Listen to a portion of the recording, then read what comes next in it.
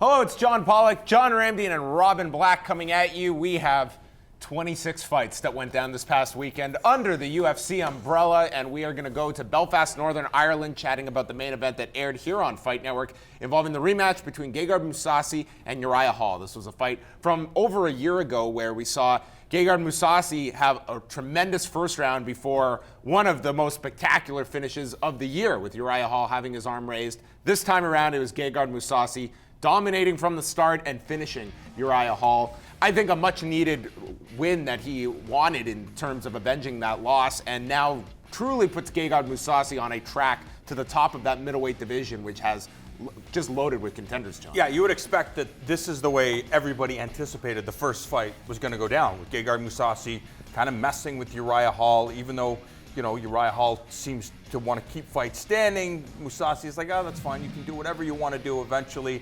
You're going to make a mistake, and I'm going to beat you up because I'm better than you. And that's what we saw. Even in the lead up to the fight, Mousasi's like, you know, people think that this rematch needs to happen. They just don't know what they're watching. And you could see why. The guy is always as cool as a cucumber.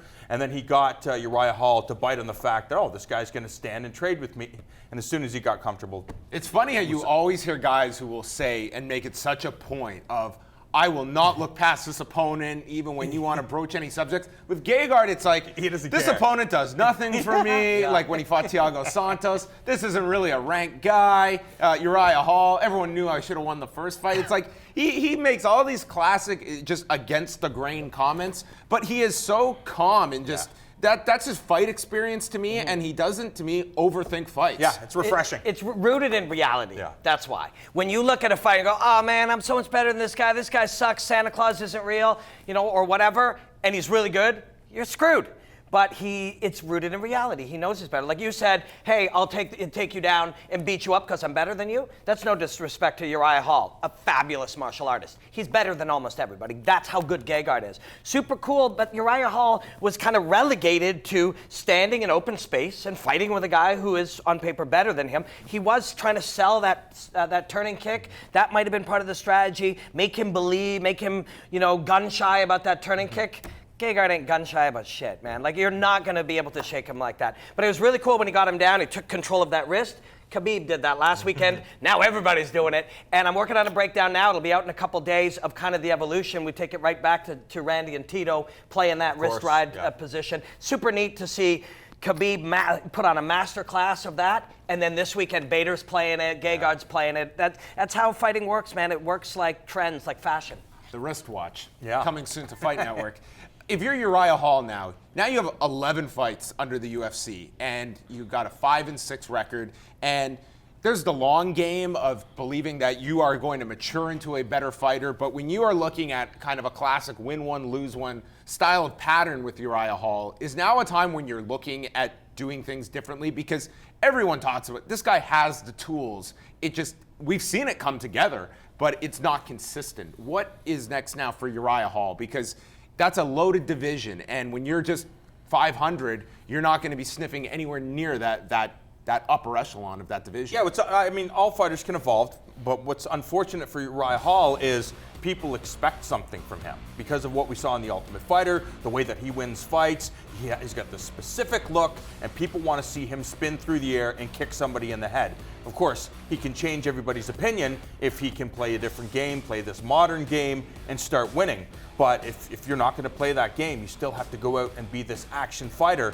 I just don't know how long the UFC is going to keep him around if it's win one, lose one, win one type of thing. But Pollock, you stumbled onto it. It's the long game. If you're Uriah Hall, your concern is how great will I be in 2019?